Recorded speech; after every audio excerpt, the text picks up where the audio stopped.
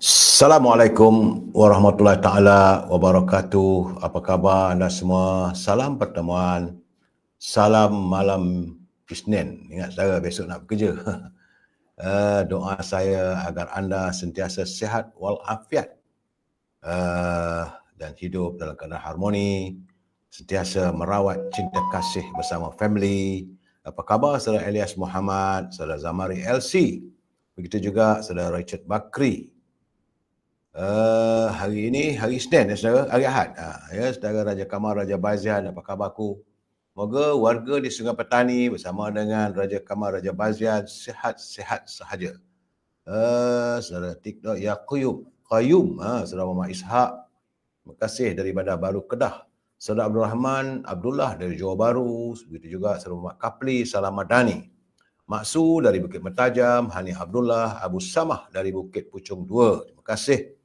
Begitu juga Puan Halimah Ismail, saudara Azrul Jalil. Dahsyat, belum lagi sembang dahsyat, tak tahu lagi, saya tunggu kehadiran Datuk Abdullah Sani, saudara Ahmad Map, saudara Fadil Yub, Puan Rusini Kurungot dari Sarawak, saudara Kamis Nadi. Kata saudara Kamis Nadi, Alhamdulillah, di Bahau clear. Rusmini dari Pontian, Johor, terima kasih. Saudara Mat Nazri Syafi'i dari Alostak, Kedah, Puan Syarifah Hapipah. Salam Madani semua katanya. Pak Chu, salam dari Langkap. Ingat, jangan menjerit malam ni. Tak ada, saya tak menjerit. InsyaAllah. Nur Faizan, Zana, Marabiah Abdullah, Ramli Abdul Karim, apa khabar sahabat di Keluang? Saudara Abdul Rahim Rasul, saudara Anwar Saleh. Begitu juga Tengku Harun. Apa khabarku? Moga sihat dan diberi kebahagiaan bersama family ku ya. Begitu juga saudara Syauqi Effendi, saudara Yusuf Awang, salam dari Tanah Merah. Saudara Abdul Ghaffar Hamzah dari Kuantan, saudara Syed Adnan, Mira Harun. Begitu juga saudara Mazlan Anak Lan dan Faizal Aco serta teman-teman yang tak sempat saya santuni, saya mohon maaf. Sebab malam ini banyak juga cerita-cerita yang perlu kita ulas, saudara. Dia saudara Nur Azman dari Kedah, saudara Salih Lembang, saudara Mo Khalid, Puan Fatimah Osman. Saudara, hari ini hari Ahad, tanggal 4 Februari 2024. Tinggal 37 hari lagi untuk kita menanti kehadiran Fajar Ramadan. Dan hari ini juga sudah masuk hari yang ke-1411. Virus tersebut masih berada di negara kita, tapi saya belum lagi mendapat laporan daripada Kementerian Kesihatan berapa jumlahnya untuk minggu ini. Saudara Cik Din Syahari, salam, semoga sihat semua. Saudara Rizwan, saudara Tok Wan Bos, saudara Nur Azman dari Pokok Senar Kedah, Puan Umi Kalsum, Faizal Acoy, salam satu Malaysia, saudara Abu Samah Hashim dari Batu Pahat. Itu juga Seliman Puisi, 30 tahun tak jumpa, insyaAllah. Ada waktunya kita akan bertemu nanti. Ingat saudara, hari ini hari yang ke-1411. Pastikan anda menjaga kebersihan diri dan keluarga kita. Saya khawatir sebab selepas musim banjir, dihadir pula musim El Nino, kemarau. Kemarau juga boleh menyumbang kepada jangkitan ini. Berhati-hati saudara. Ya, saudara Anwar Saleh dari Tumpat, Kelantan, Puan Nur Maria, sihat walafiat. Cik Din Syahri, Puan Faridah Khamis. Saudara, seperti biasa, kita mulakan dengan segmen naluri kehidupan. Perlu saya jelaskan, walaupun saya terpaksa jelas berkali-kali sebab teman-teman bertanya dengan saya apakah saya mempunyai tauliah. Saya tak ada mempunyai tauliah. Saya bukan ustaz yang bertauliah, saya juga bukan da'i. Apa yang saya lakukan adalah membaca kiriman teman-teman berhubung tentang sesuatu yang ada menyangkut soal kehidupan kita. Sebab itu segmen ini saya panggil sebagai naluri kehidupan. Sebenarnya, sesungguhnya akhlak seorang itu terbina kukuh apabila hatinya bersih yang tidak diselaputi dengan abu karat sifat mazmumah. Apabila hati seorang itu bersih, kesannya akan jelas terserulah pada apa saja pergerakan anggota fizikalnya. Dan ini selaras dengan apa yang pernah dinyatakan oleh baginda Nabi Muhammad SAW dalam sabdanya yang diriwayatkan oleh Imam Bukhari dan Muslim, di mana baginda bersabda, sesungguhnya dalam badan seorang itu ada sepotong daging.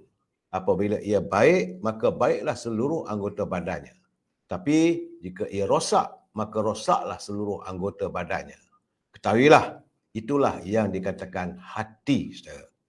Kekalutan sosial yang seringkali berlaku sejak akhir-akhir ini timbul apabila ada setengah pihak yang busuk dan buruk hatinya. Contohnya, saudara, fenomena fitnah, memfitnah dan berhasad dengki. Itu merupakan petanda hati seorang individu itu tidak bersih. Sebab itu baginda Rasulullah secara jelas melarang keras umatnya melakukan perbuatan tersebut. Oleh itu, saudara, peta kehidupan seorang mukmin seharusnya berteraskan kepada akhlak murni yang selari dengan nilai Islam. Setinggi mana pun ilmu pengetahuan kita, sekaya mana pun harta yang kita miliki, atau sekuat mana pun pengaruh darjat ataupun status sosial seorang itu, tanpa akhlak murni, ia tetap berada dalam ketempangan. Ingat, saudara, pesanan daripada teman-teman yang menghantar kiriman, saya ucapkan terima kasih. Kita santun ni mutiara kata kiriman sahabat saya, Tan Sri Osu Sukam, mantan Ketua Menteri Sabah. Katanya, ucapan itu adalah hati dari gudang fikiran. Sementara pengukuhnya adalah akal fikiran. Dengan menyedari bahawa pengungkapan itu adalah lisan. Jadi jasadnya adalah huruf, sementara rohnya adalah makna. Hayati saya, itu mutiara kata daripada Tan Sri Osu Sukam. Ya, saya jelaskan lagi. Ucapan itu adalah hati dari gudang fikiran. Sementara pengukuhnya adalah akal fikiran. Dengan menyedari bahawa pengungkapan itu adalah lisan, jasadnya adalah huruf, sementara rohnya adalah makna. Hayatilah mutiara kata kiriman sahabat saya yang bahagia, Tan Sri Osu Sukam, mantan Ketua Menteri Sabah. Saya tetap mengingatkan pimpinan negara supaya janganlah berbelanja wang negara tanpa had, kerana kita bimbang dan khawatir. Seandainya negara dibelanjakan wangnya tanpa had, maka negara boleh muflis, saudara. Dan kepada teman-teman yang menyunting semula live saya ini dan dimasukkan dalam mana-mana channel, saya tak marah. Boleh. Tetapi anda harus bertanggungjawab atas setiap suntingan yang anda lakukan. Kerana selalu saya jelaskan, saudara, saya tak mampu untuk memantau setiap suntingan yang anda lakukan dan anda masukkan dalam mana-mana channel. Ingat, ini adalah pencerahan politik. Matlamatnya hanyalah sekadar memberi informasi kepada warga. Bila saya memberi pencerahan ataupun saya memberi pandangan, kita mesti berpegang pada prinsip, kita mesti bersetuju untuk tidak bersetuju. Ingat, saudara, we must agree to disagree.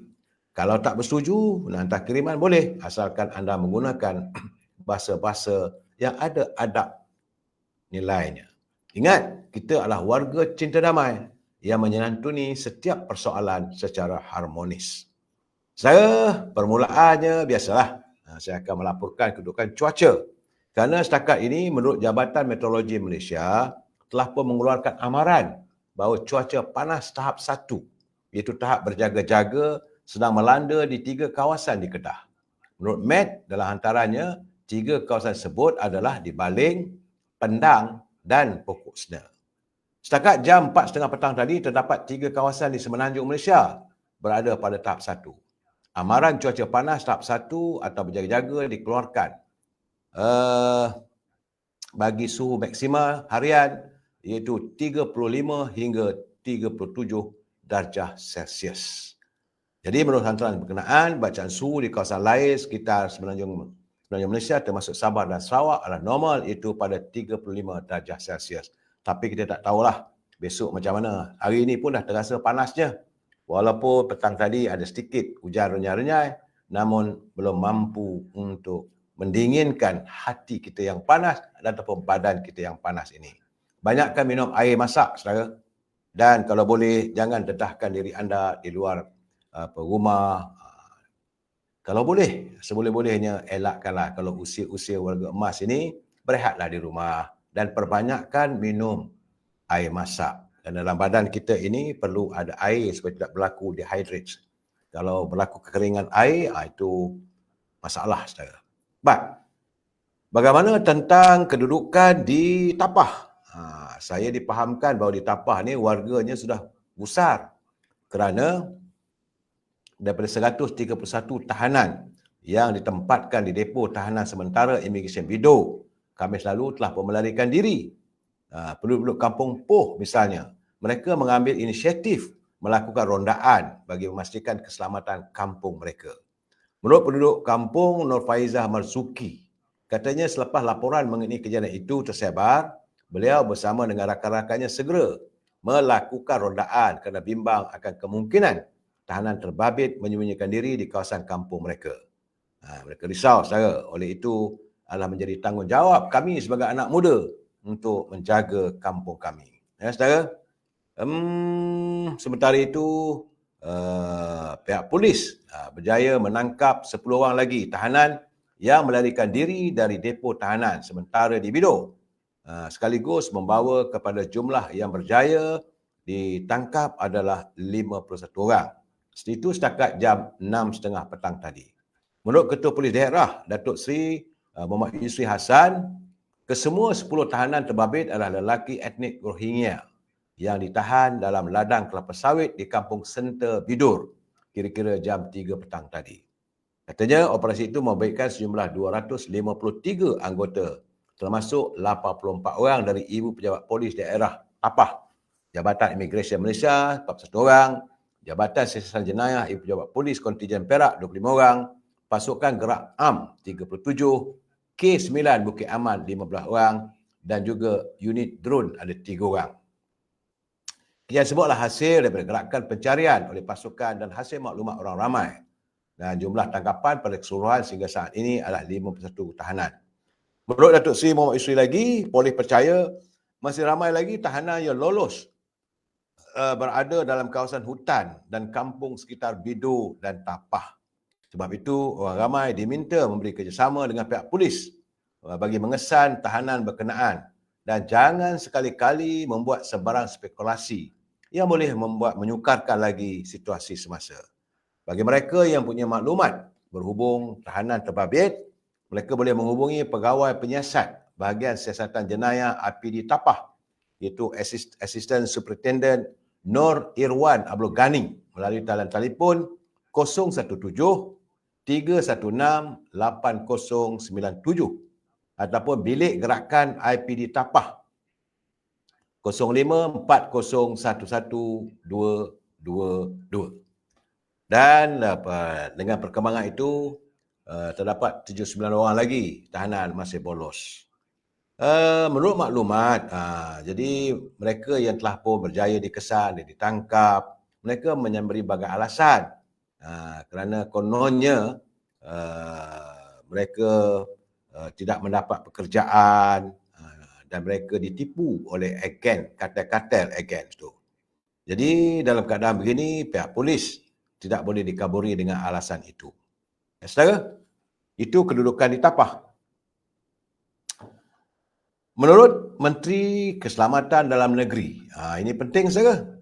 Saudara Datuk Seri Saifuddin Nasution hari ini beliau buat kenyataan bahawa katanya setakat ini lebih 60% pengguna di media sosial berpandangan agar Kementerian Dalam Negeri KDN perlu fokus kepada masalah pendatang asing tanpa izin parti. Itu untuk tahun 2024. Ini berdasarkan kepada undian di platform X yang dilakukan oleh beliau sendiri dalam tempoh 24 jam bermula 1 suku petang semalam dan pihaknya mendapati 62.1% daripada 20,400 mereka yang mengundi bersetuju perkara berhubung dengan parti ini diutamakan. Sementara itu, 22.4% pula berpendapat isu skamer perlu diberi perhatian sekaligus menjadi yang kedua tertinggi untuk mendapat undian daripada 4 pilihan. Isu kewarganegaraan berada di kedudukan 3 dengan jumlah undian sebanyak 97%, manakala jenayah dadah paling rendah undiannya adalah pada 58%. Menurut Datuk Seri Saifuddin, undian tersebut dapat membantu beliau dalam memilih isu yang perlu diberi keutamaan pada tahun ini. Ini adalah antara fokus KDN tahun 2024. Cuma dari kacamata katanya apa yang menjadi keutamaan iaitu tentang parti. InsyaAllah Kementerian Dalam Negeri akan melaksanakan tugas. Sebab itu sejak akhir-akhir ini kita melihat banyak tempat kawasan pasar borong sudah pun diserbu oleh pihak immigration dan pihak keselamatan. Mudah-mudahan negara kita segeralah dibersihkan daripada kehadiran parti yang tidak berdaftar, sebab kita mahu negara kita terus aman, tenang, warganya berada dalam suasana yang selamat. Saudara, sedikit tentang laporan perlu juga, sebab pada 14 bulan tinggal lagi beberapa hari, saudara. Tinggal lagi 6 hari lagi negara Indonesia akan mengadakan pemilihan presidennya. Pemilihan presiden negara Indonesia. Dan kabarnya malam ini warga di Indonesia telah akan menyaksikan debat. Di Indonesia mereka mengadakan debat calon-calon presiden. Yang ini kali ini malam ini katanya debat yang kelima, iaitu debat pilihan raya presiden ataupun Pilpres 2024 yang menyaksikan memorandum terakhir bagi calon-calon presiden, iaitu Anies Baswedan, Prabowo Subianto dan Ganjar Pranowo untuk menyampaikan gagasan fikiran masing-masing. Dan tema debat malam ini adalah tentang teknologi maklumat. Bagaimana meningkatkan perkhidmatan awam, berita palsu, sikap tidak bertoleransi, pendidikan, kesihatan dan pekerjaan. Keputusan kaji selidik yang terbaru yang dilakukan oleh 16 lembaga berhubung keboleh pilihan pasangan calon presiden sejak awal Januari menunjukkan calon nombor 2 iaitu Prabowo Subianto Gibran. Prabowo Subianto dan Gibran Rakabuming Raka iaitu anak pada Presiden Jokowi masing-masing mendahului pesaing mereka dengan meraih antara 42 hingga 52% sokongan. Sokongan terhadap Prabowo Gibran menyaksikan trend peningkatan yang begitu ketara. Beberapa pemerhati percaya bahawa Prabowo Gibran berpotensi untuk memasuki putaran kedua pilihan raya presiden jika tiada paslon berjaya meraih lebih 50%. Namun kalau dapat 50% ke atas, maka pastilah Prabowo Gibran ini akan dinobatkan sebagai Presiden Indonesia selepas Jokowi. Itu di Indonesia. Tapi bagaimana pula di Pakistan? Saya perlu juga melaporkan, saudara, agar kita faham kedudukan politik seantero dunia. Dari Islamabad, saya mendapat berita yang agak menyedihkan apabila bekas Perdana Menteri Pakistan, Imran Khan dan isterinya Bushra Khan, semalam telah pun dijatuhkan hukuman penjara 7 tahun dan denda apabila mahkamah memutuskan perkahwinan mereka pada tahun 2018 telah pun melanggar undang-undang Pakistan. Itu merupakan keputusan terburuk yang dihadapi oleh bekas Perdana Menteri minggu ini dan muncul menjelang pilihan raya negara. Itu Khamis yang akan datang. Pada hari Khamis lalu, beliau dilarang daripada bertanding. Imran Khan dalam usia 71 tahun, beliau masih lagi berada dalam penjara sejak beberapa hari lalu, telah pun dijatuhkan hukuman 10 tahun kerana membocorkan rahsia negara dan penjara 14 tahun bersama isterinya kerana menjual hadiah negara secara haram. Selepas berjam-jam perbicaraan di mahkamah, tiada pemeriksaan balas saksi dan tiada proses wajar yang dianggap sebagai satu penghinaan terhadap undang-undang di Pakistan. Dan melalui cara pembicaraan jalankan, timbul tanda tanya apakah akan berlaku pada pilihan raya 8 Februari. Ini adalah kes ujian untuk badan kehakiman yang lebih tinggi di Pakistan. ARY News melaporkan dalam penghukuman itu, kedua-dua mereka masing-masing didenda RM500,000 iaitu $1,800 Amerika ataupun RM8,491. Bushra dituduh tidak menyempurnakan tempoh menunggu yang diamanatkan oleh Islam iaitu iddah selepas bercerai dengan suaminya yang terdahulu dan berkahwin dengan Imran Khan. Keluarga Imran menandatangani kontrak perkahwinan mereka yang dipanggil sebagai nikah pada Januari 2018. Dalam satu majlis rahsia 7 bulan sebelum bekas superstar kriket berkesma itu menjadi Perdana Menteri buat kali pertama. Dan terdapat kontroversi sama ada mereka melangsungkan perkahwinan sebelum haid selesai. Biasalah, macam-macam saudara. Penafian di awal perkahwinan Januari itu, PTI kemudiannya mengesahkannya beberapa minggu kemudian. Namun, kedua-dua Khan menafikan sebarang salah laku. Katanya boleh saya katakan saya adalah saksi nikah dan ialah salah satu kes palsu. Imran Khan kini berada di penjara di Rawalpindi, manakala isterinya dibenarkan menjalani hukuman di rumah agam mereka di atas bukit di Islamabad. Pemimpin tersebut telah kehilangan kelaikan selama 10 tahun daripada memegang sebarang jawatan awam. Nah, ketika ini adalah tidak jelas sama ada hukuman itu akan dijalankan serentak atau berasingan. Difahamkan bekas suami Bushra, artinya Imran kahwin dengan janda, saudara, iaitu Khawar Manika yang berkahwin dengan wanita tersebut selama kira-kira 30 tahun, membuat aduan jenayah terhadap Imran Khan. Dua perkahwinan Khan sebelum ini berakhir dengan perceraian. Pertama bersama dengan Jemima Goldsmith, anak kepada tycoon perniagaan James Goldsmith dan wartawan televisyen Reham Nayar Khan.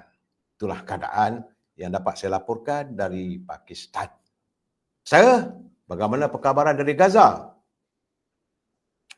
Di Ramlah, Kementerian Luar Palestin mengecam kenyataan Menteri Israel Bezalel Smotrich yang mahu membina 7,000 unit penempatan Yahudi di tebing barat.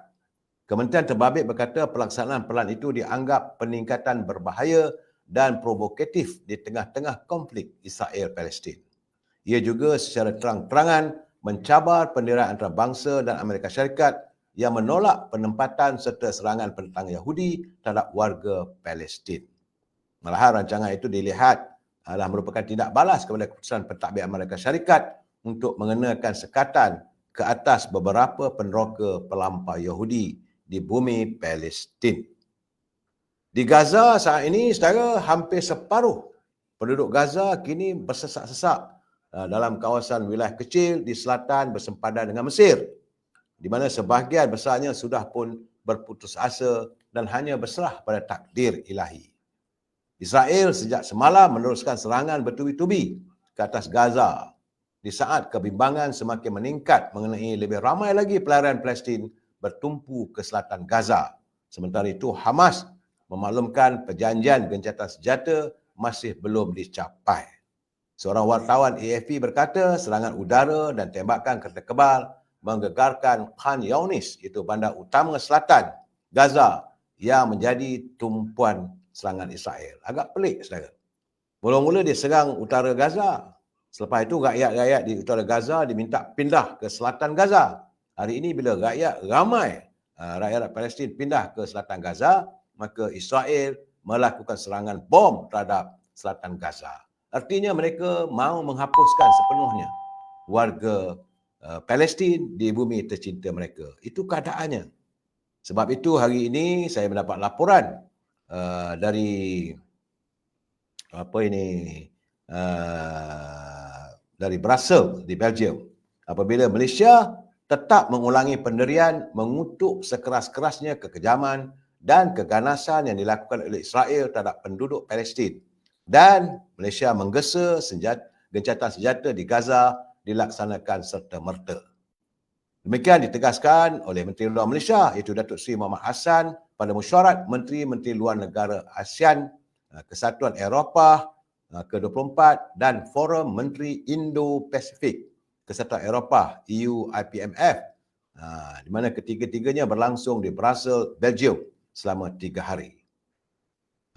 Selaku Menteri Luar Malaysia, Tok Mat kita turut menyambut baik keputusan Mahkamah Keadilan Antarabangsa ICJ dalam kes yang dibawa oleh Afrika Selatan menentang Israel mengenai pelaksanaan Konvensyen 1948 berhubung pencegahan dan hukuman jenayah genosid, dan menggesa komuniti antarabangsa menyokong keputusan ICJ dengan gencatan senjata serta-merta di Gaza. Malaysia menyambut baik sedangan tersebut untuk mengadakan persidangan keamanan antarabangsa dalam usaha membangun pelan hala tuju ke arah penyelesaian dua negara untuk Palestin dan Israel. Pengakhiran pendudukan Israel selama beberapa dekad di wilayah Palestin yang diduduki adalah asas untuk penyelesaian dua negara. Demikian menurut kata Tok Mat. Dalam keadaan sekarang ni, Malaysia tetap mahukan supaya gencatan senjata dapat dilaksanakan. Saudara, kita masuk tajuk penting kita hari ini. Tajuk penting bicara saya pada malam ini, saudara, tentang apa punya mengarut. Memang mengarut, saudara. Ini menyentuh tentang permohonan pengampunan Datuk Seri Najib, dan apabila warga mula melontarkan pelbagai tuduhan yang bukan-bukan. Dan hari ini mereka masih lagi mencela Presiden UMNO, mencela Perdana Menteri dan sebagainya. Saya ingin menjelaskan sekali lagi. Ya, saudara kena ingat, Datuk Seri Najib diseret ke mahkamah oleh rejim Dr. Mahathir sewaktu kerajaan Pakatan Harapan 1.0. Itu faktanya, saudara. Kemudian, era Tan Sri Muhyiddin dalam Kerajaan Perikatan Nasional, Datuk Seri Najib dijatuhkan hukuman penjara oleh mahkamah. Era Tan Sri Muhyiddin Perikatan Nasional. Selepas itu, semasa Dr. Ismail Sabri menjadi Perdana Menteri atas nama Kerajaan Keluarga Malaysia, Datuk Seri Najib akhirnya disumbat ke dalam penjara. Tapi apabila hadirnya Kerajaan Perpaduan Madani, pimpinan Datuk Seri Anwar Ibrahim bersama dengan Datuk Seri Najib, Datuk Seri Zahid Hamidi, Datuk Seri Najib diberi kesempatan untuk memohon pengampunan, dan Majlis Pengampunan memberi pengurangan hukuman penjara dan denda dari 120 juta kepada 50 juta.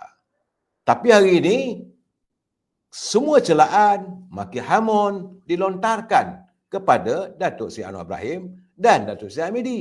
Ini yang saya katakan, apa punya mengarut dia orang ni. Orang lain yang buat pemakan nangka, orang lain yang kena getahnya. Orang lain yang melakukan onar terhadap Datuk Seri Najib, tiba-tiba Datuk Seri Anwar Ibrahim, Datuk Seri Zahid yang berjuang untuk pembebasan Datuk Seri Najib, beliau dimaki hamun. Jadi sekarang ni saya melihatlah bagaimana saat ini pimpinan di peringkat tampuk kuasa UMNO sebenarnya berusaha untuk menyelesaikan persoalan ini, tapi masih lagi menanti. Kena buat satu-satu, saudara. Kita kena ingat, saudara, saat kita ataupun UMNO berada di tampuk kuasa, warga UMNO tidak menggunakan sepenuhnya kuasa untuk mengelak Datuk Seri Najib dari dipenjara. Malahan mereka juga turut sama melemparkan tuduhan. Ini benar, saudara, bukan main-main. Ini saya sendiri dengar adanya pimpinan, malahan di peringkat Perikatan Nasional, apatah lagi mereka menuduh itu dan ini terhadap Datuk Seri Najib. Jangan lupa, saudara. Tapi bila hari ini mereka cuba untuk mengaut labanya, kononnya bahawa mereka bersimpati dengan Datuk Seri Najib, bahawa kononnya kesan daripada itu rakyat tidak akan mengundi calon-calon UMNO dalam pilihan raya akan datang. Malahan mereka juga begitu yakin kononnya Pakatan Harapan itu akan ditolak oleh rakyat kerana marah tidak membela Datuk Seri Najib. Saya kata, apa punya mengarut dia punya pemikiran ni, saudara. Malah Perdana Menteri, waktu Perdana Menteri daripada UMNO sendiri, kita tak berusaha. Yang ada, saya cakap terus terang, saudara, kalau kita melihat kronologinya, bila Perdana Menteri dari UMNO yang sepatutnya memimpin negara dan mampu untuk membantu Seri Najib, tidak. Dia pula berusaha bersama untuk memenjarakan Datuk Najib. Tapi ahli UMNO diam waktu itu. Jangan lupa, saudara, bila dibangkitkan soal ini dalam mesyuarat Majlis Tinggi, bila Datuk Seri Zahid Hamidi minta supaya diadakan segera pilihan raya dan sebagainya, maka Datuk Zahid yang ditempelak. Jadi satu kesalahan besar kepada Presiden UMNO.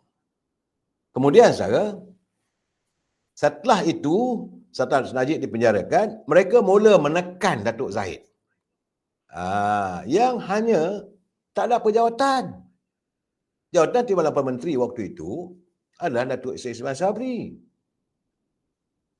Jadi sekarang ini, siapa sebenar-benarnya yang sepatutnya menghalang agar Datuk Najib tidak dimasukkan ke penjara? Bila dah masuk dalam penjara, bukan mudah. Kena melalui pelbagai proses. Sebab itu, semasa keputusan rayuan pengampunan dimaklumkan, ramailah ada yang sedih, ada yang kecewa, marah, malah sebahagian orang UMNO yang di peringkat akar umbi mula mengelontarkan tomahan. Lain tak ada serangan pada Datuk Seri Hamidi. Kononnya gagal untuk membela Presiden sendiri. Mereka lupa bahawa punca ini datang dari mana. Jadi persoalannya kita kena tanya, apa Perdana Menteri Malaysia ke-19 ketika itu daripada UMNO buat supaya bosku dilindungi ataupun paling tidak pun diberi pengadilan yang adil. Bahkan sebagaimana yang saya siarkan semalam, kenyataan, ini kronologi penting saudara, bagaimana Hakim Nazlan yang dilihat didedahkan punya kepentingan dalam asasi juga dilindungi dan diminta untuk menjadi hakim. Di sinilah letaknya ketempangan. Tapi saya tak mau cakap lebih daripada itu. Kerana pendedahan itu berlaku kerana katanya Hakim Nazlan juga adalah antara orang yang menubuhkan asasi. Kerana beliau waktu itu bertugas sebagai penasihat undang-undang pada Melayu Banking. Dan soalnya waktu itu, apa yang mereka lakukan? Sebab itu saya katakan mengarut dia orang ni. UMNO saat-saat itu merasakan kalau kita dah sebagai dalam keadaan yang tertekan dengan 79 kursi, kita rasa kalau dipercepatkan pilihan raya diadakan, mungkin UMNO boleh menang dan masalah-masalah banyak kita boleh usaikan, boleh kita huraikan. Tak mahu pula. Ini gambaran sebenarnya saya perlu menjawab saudara sebab saya tidak mahu warga kita diselewengkan dengan fakta yang bukan-bukan. Sebagai contoh, mereka mengatakan bahawa Datuk Harun Idris dibawa ke majlis pengampunan oleh Dr. Mahathir. Ini pun satu penyelewengan. Kerana Datuk Harun dia mendapat pengampunan selepas dia menang jawatan naib Presiden UMNO. Sewaktu almarhum Datuk Harun nak bertanding jawatan naib Presiden UMNO, dia cuba dihalang oleh Dr. Mahathir. Ini jelas, saudara. Ini bukan cerita bohong sebab ini saya dengar sendiri daripada Yang Mulia Tengku Razili Hamzah. Akhirnya terpaksa adakan mesyuarat, Tengku Razili Hamzah berdepan dengan 5 orang peguam yang dibawa oleh Dr. Mahathir. Tapi akhirnya dibolehkan Datuk Harun bertanding dan beliau menang. Selepas beliau menang sebagai naib Presiden UMNO, maka pengampunan dapat dilakukan terhadap Datuk Harun. Itu bagi saya jangan orang kata mengatakan Dr. Mahathir memberi pengampunan ataupun mewujudkan pengampunan untuk Datuk Harun. Itu tak betul, saudara. Jadi sekarang ini saya merasakan sepatutnya selepas kesalahan perlulah. Memang semua orang kesal, semua orang sedih, apa yang berlaku tetap berlaku. Tetapi kita tak boleh lupa chronological of event ataupun kronologi keadaan begitu. Bagaimana selepas pilihan raya Johor, Presiden UMNO minta supaya diadakan pilihan raya secepat mungkin, tak mau diadakan. Dan akhirnya bila malahan saat Perdana Menteri datang daripada UMNO, itulah waktunya Datuk Najib disumbat ke dalam penjara. Dan hari ini, waktu itu Datuk Seri Hamidi tidak menjadi apa-apa jawatan. Walaupun beliau sebagai Presiden UMNO. Beliau ada minta kalau boleh adakan pertimbangan supaya perbicaraan dilakukan secara adil. Tapi yang jelas, Datuk Najib disumbat. Dan sekarang ni sepatutnya, saya mintalah kalau boleh. Waktu itu Datuk Ismail Sabri, dia jadi Perdana Menteri, dia kena beri penjelasan. Janganlah biarkan orang duk balon Datuk Zahid seorang-seorang, lepas tu duk maki hamun Datuk Seri Anwar Ibrahim yang tak ada kena-mengena dalam kes ini. Tu saya kata mengarut dia orang ni. Jadi sekarang ni kebanyakan saya lihat waktu kita berkuasa, ramai yang bagi kebanyakan mereka tu nak memunggah kekayaan. Jadi itulah keadaannya sekarang. Memang kita sedih saya. saat ini sebagaimana menurut kepada Datuk Ahmad Maslan, bahawa Presiden UMNO sudah pun berusaha.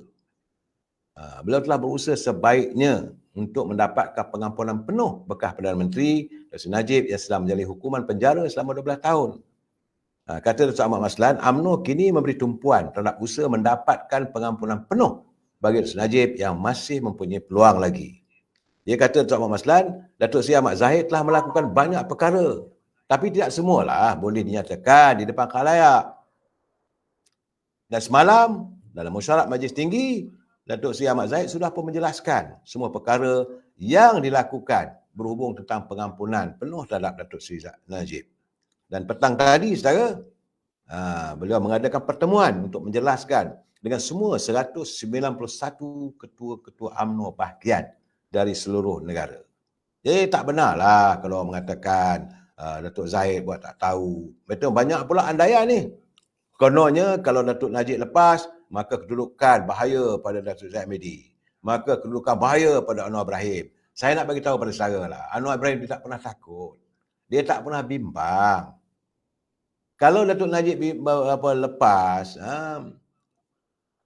Saudara Muhammad Man, 33 bulan PN, basis UMNO, Datuk Najib di penjara. Jadi perpaduan madani disalahkan. Jadi saya kata Muhammad Diman, dia kata inilah UMNO macam mana? Tak pasal-pasal.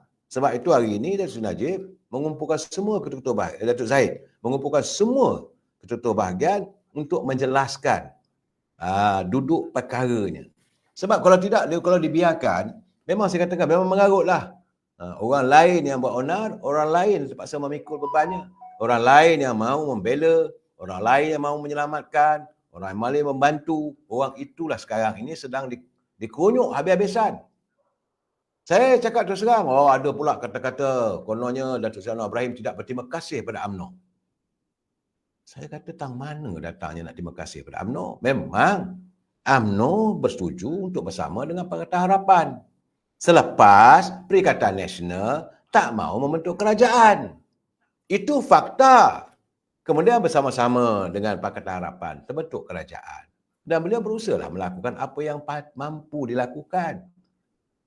Dan saya dah cakap berkali-kali, Datuk Seri Anwar Ibrahim dia tidak akan mencampuri urusan perundangan.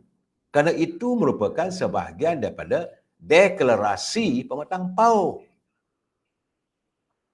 Tapi dia dituduh macam-macam. Terpulanglah, saya tak marah. Bukan saya nak berhak untuk berniat untuk membela. Tidak, saya. Tapi ini fakta yang harus kita jelaskan kepada warga. Bila orang mengatakan, kalau Datuk Najib bebas, Datuk Najib boleh bertanding. Kalau bertanding, kedudukan Datuk Seri Anwar Ibrahim sebagai Perdana Menteri tergugat. Dia tak kisah pun. Kalau Dr. Mahathir pun ditentang 25 tahun lamanya, apa benda yang lain? Ini kadang-kadang dulu saya dah cakap. Dia bukan satu orang yang takut pada bayang-bayang. Kena ingat kenyataannya. Sedangkan harimau ganas pun lagi ku tentang, ini kan pula cicak mengkarung. Dia tak pernah takut. Janganlah kita membuat andaian yang bukan-bukan. Kemudian kata pula bahawa Datuk Seri Zahid mahu menyelamatkan kedudukannya, maka Datuk Seri Najib mesti diketepikan. Pun tak betul.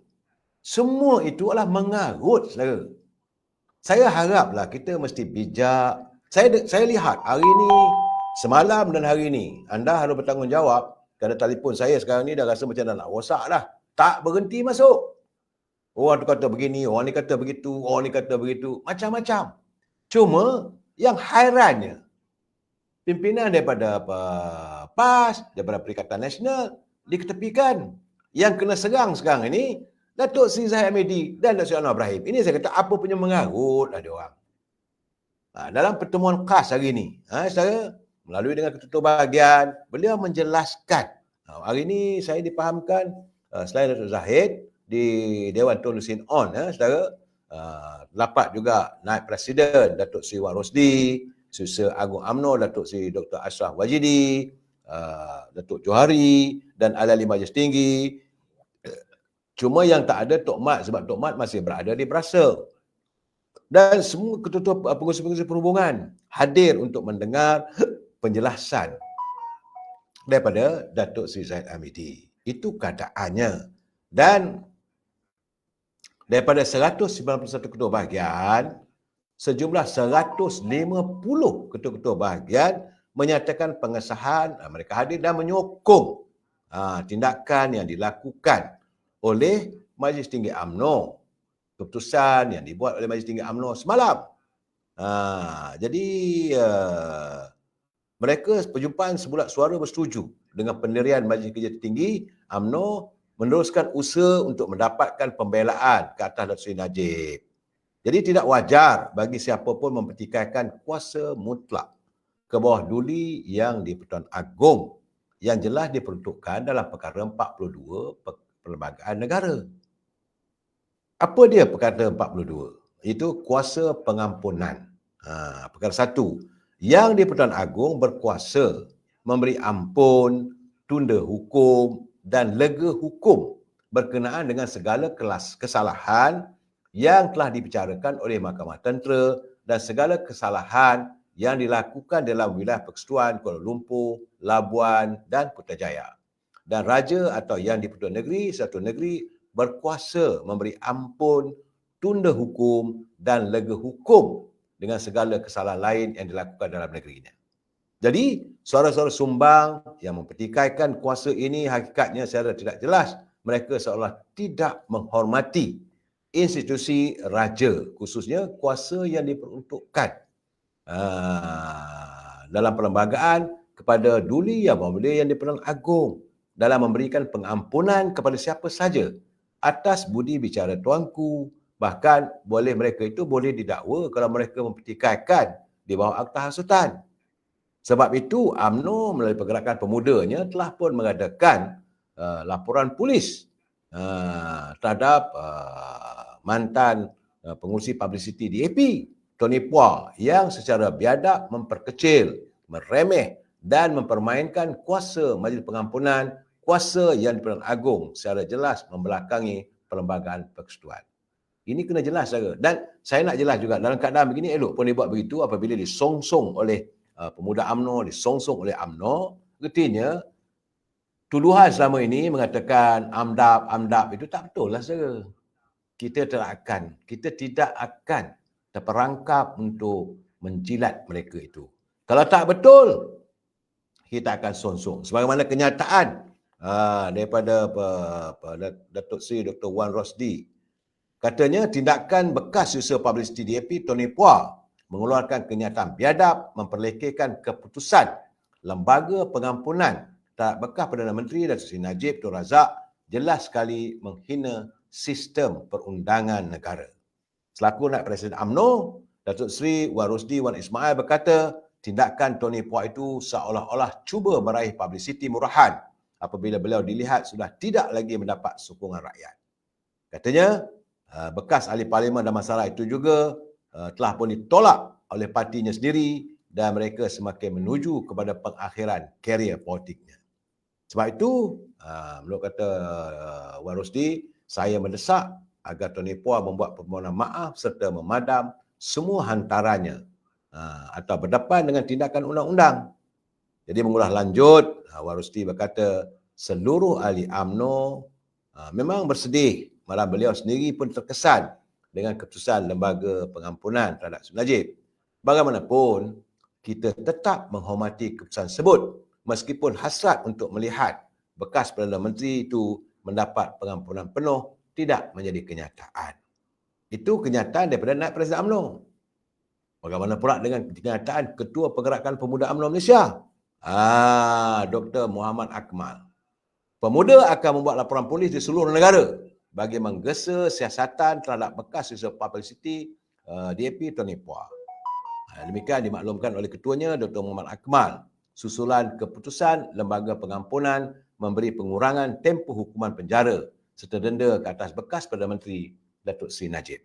InsyaAllah, katanya, laporan polis terhadap Tony Puah akan dilakukan di seluruh negara oleh pemuda UMNO atas kebiadaban dia mempertikaikan keputusan yang telah dibuat oleh Yang di-Pertuan Agong. Jadi, jumpa di mahkamah, katanya.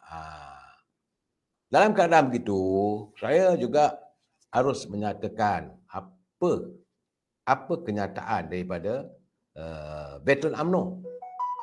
Kepimpinan dalam veteran UMNO menzahirkan supaya semua pihak dan ahli parti dalam kerajaan perpaduan perlu berlapang dada atas keputusan UMNO mahu meneruskan usaha pembelaan terhadap bekas Presiden parti itu. Itu Datuk Seri Najib. Melalui Sisa Agungnya, Datuk Mustafa Yaakob berkata, mana-mana pemimpin politik juga diminta tidak mengeluarkan kenyataan biadab ataupun menghasut serta melaga-lagakan kepimpinan parti dalam kerajaan perpaduan berhubung isu pengurangan hukuman ke atas bekas Perdana Menteri. Dia kata, Datuk Mustafa, dia kata beliau melihat bahawa keputusan Majlis Tinggi UMNO semalam bukan saja membuktikan UMNO bersungguh-sungguh membela nasib Datuk Seri Najib, tetapi keterbukaan mereka menerima keputusan yang diputuskan oleh Pertuan Agong. Rayuan kepada Pertuan Agong bagi kes Najib ini adalah hak UMNO sebagai parti untuk membela bekas presidennya. Ia tidak boleh dianggap sebagai bentuk desakan atau tekanan. Sebaliknya, ia adalah usaha dan ikhtiar yang perlu dihormati. Itu menurut kenyataan Datuk Mustafa Yaakob kepada beberapa media. Beliau mengulas mengenai keputusan mesyuarat MKT UMNO semalam yang bersetuju usaha untuk mendapatkan pembelaan terhadap Datuk Seri Najib diteruskan dan dijalankan mengikut lunas-lunas undang-undang selain berpegang kepada keputusan Perhimpunan Agung UMNO mengenai pengampunan bekas Perdana Menteri. Muklis dia kata di sinilah kita lihat yang pimpinan UMNO langsung tiada usaha untuk bebaskan Najib. Sepatutnya berjuang. Saya melihat saudara, kadang-kadang ada cadangan-cadangan. Dalam keadaan itu, kalau begitu nak marah. Semalam saya dah bercakap, jangan kita marah kan nyamuk, maka kelambu dibakar. Tarik sokongan. Saya nak tanya satu saja. Kita tarik sokongan, ke mana kita? Sebenarnya inilah yang ditunggukan oleh pimpinan daripada Perikatan Nasional. Sebahagian daripada mereka sedang menanti UMNO retak dan memutuskan hubungan dalam keadaan begitu. Sebab mereka dendam mereka pada UMNO jelas. Lebih-lebih lagi pada Datuk Seri Zahid. Kerana beliau dilihat antara orang yang menggagalkan usaha mereka untuk mengambil kuasa di anjung kuasa Putrajaya. Jadi sekarang ni bila wujud keadaan begini, mereka menggunakan isu-isu ini lain tak ada. Matlamatnya supaya antuk-antuk UMNO tarik diri. Konon solo. Apa kita dapat? Keputusan kena penting, saudara. Kita jangan bersikap macam mana Presiden Perikatan Nasional. Tolak cadangan agung. Senang aja begitu. Sebab ikut hati perasaan, tak dapat jadi Perdana Menteri. Cadangan untuk disantumkan antara Perikatan Nasional dan Pakatan Harapan ditolak mentah-mentah. Jadi bila dah tolak keadaan itu, sekarang ni kerajaan dah terbentuk. Ini sebab itu kita jangan lupa kepada takdir ilahi. Akhirnya bila kerajaan terbentuk, saya yakin mereka sudah pun menyesal. Sebab itu ramai di kalangan ahli-ahli mereka sudah pun mula menunjukkan sokongan kepada Datuk Seri Anwar Ibrahim. Itu gambarannya. Dan mereka mencari ruang akan berterusan untuk memastikan bahawa tidak berlaku ketenteraman, tidak berlaku kedamaian dalam pakatan sejumlah 18 buah parti itu. Mereka akan berusaha. Usaha tebuk atap lah, tebuk itu, tebuk ini, langkah itu, langkah ini. Matlamat lain tak ada. Supaya UMNO dengan Pakatan Harapan berpecah. Itu matlamat mereka, saudara. Sebab itu hari ini saya ingin menyantuni, saudara. Ini catatan sahabat saya, saudara Mat Otai Harun. Petang tadi saya tengok, okeylah saya kata, agak menarik pandangan beliau yang perlu kita santuni bersama. Yang perlu kita fikirkan, ini pandangan beliau sebagai layman, orang biasa yang tidak memegang apa-apa jawatan dalam parti. Kalau seorang tu ketua bahagian ke, mungkin dia bersifat kadang-kadang nak jaga diri. Ini keikhlasan. Warga akar umbi. Ini suara akar umbi. Saudara Mat Otai Harun katanya, kami di lapangan sentiasa bersilat walaupun dilihat sumbang, katanya. Kami serta sahabat-sahabat yang berada dalam UMNO di lapangan sentiasa bersama kepimpinan UMNO. Memanglah kami kecewa dengan keputusan ini. Namun yang paling kecewa kami yakin adalah keluarga Datuk Seri Najib.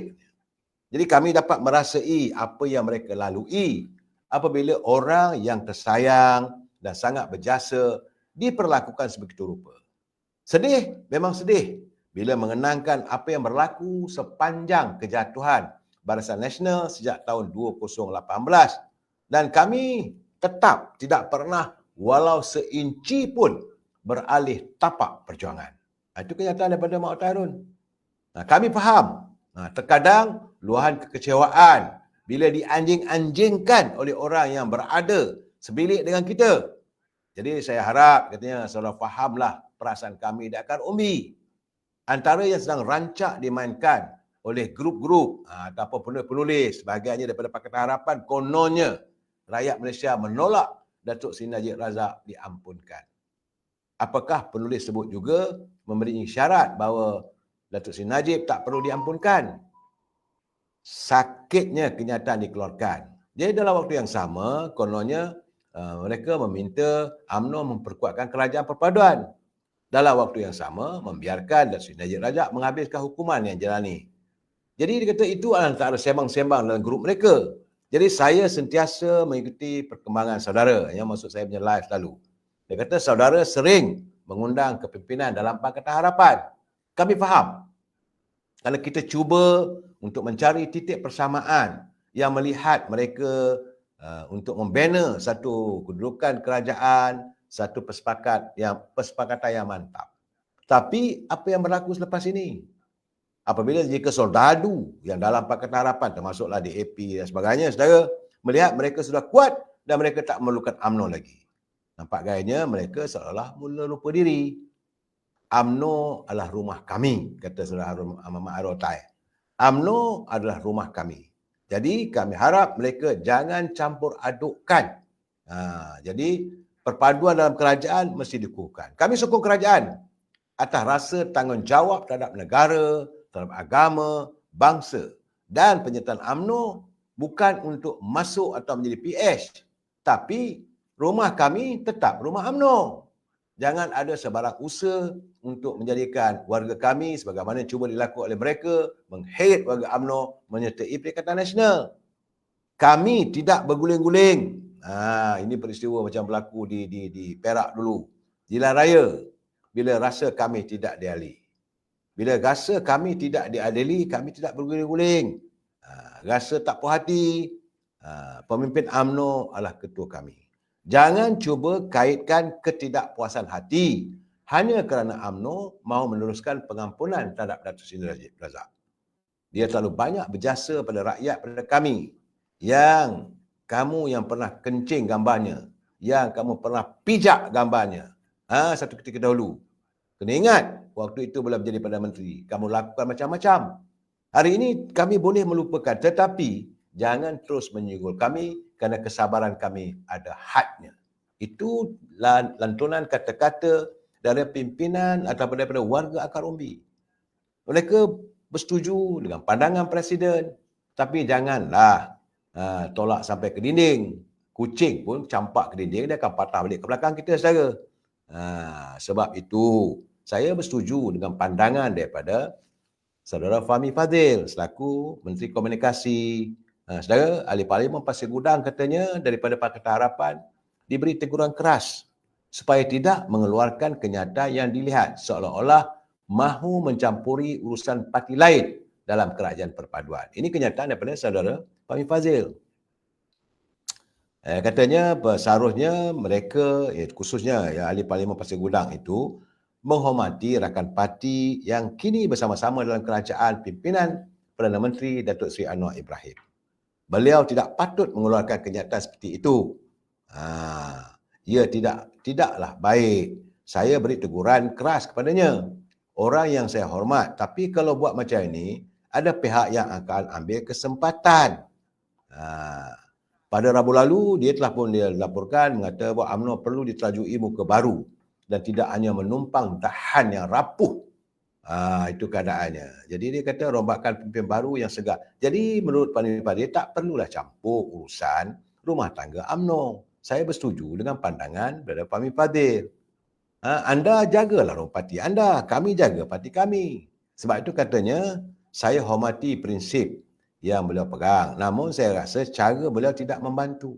Jadi saya beri teguran kepada Fahmi dalam bab ini. Kita hormat parti Sahabat dan sekiranya ada sebarang teguran bolehlah disampaikan kepada pemimpin untuk diuruskan dengan baik. Jadi saya beri teguran keras kepada beliau dalam bab ini. Itu nampaknya sekarang ni saya nampak. Cuma saya agak ketawa. Itu saya kata mengarut saya. Mereka ni mengarut ni. Daripada Parti Perikatan Nasional.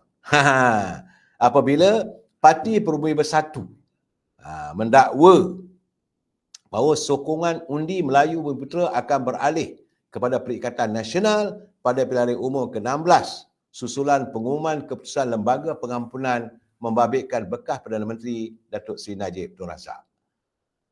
Ketua Penerangan Bersatu Datuk Razali dia berkata ini kerana UMNO gagal untuk membebaskan bekas Presiden parti itu sepenuhnya. Saya nak bagi tahu pada dia, saya kata dia mengarut. Rakyat semua tahu siapa yang simpan Datuk Najib ke dalam. Bukankah gagasan Perikatan Nasional? Jangan lupa saya. Dia kata tiba-tiba dia kata ternyata sokongan undi Melayu Bumiputera akan beralih menerusi gelombang yang lebih besar kepada Perikatan Nasional terutama PRU16. Di samping jangkaan bahawa pengundi Cina, India dan pengundi muda serta pengundi baru pasti membawa kepada kami atas simpati kepada bosku. Ya Rabbi, punyalah mengarutlah fikiran diorang ni. Itu saya katakan politik yang mengarut. Mana mungkin rakyat boleh lupa anda punya onar tiba-tiba cuba diselamatkan, cuba dibela oleh UMNO, cuba dibela oleh Syed Anwar Ibrahim. Orang ini yang dibalun oleh mereka. Saya nampak kadang-kadang dangkal lah politik mereka. Sebab itu katanya, oh sedap dia. Kata dia, lawangan Presiden UMNO Dr. Seri Ahmad Zahid Hamidi di hadapan akar umbi sekadar bicara kosong saja. Anda yang cakap kosong, anda yang sembang kosong. Kami warga UMNO tetap setia. Kami tidak akan mematahkan institusi kepresidenan kami. Sebab kami tahu siapa sebenarnya yang melakukan onar. Jadi jangan mengarut. Sebab itu kata Azminuddin, betul tu. Macam dah tak ada idea lain dia orang ni.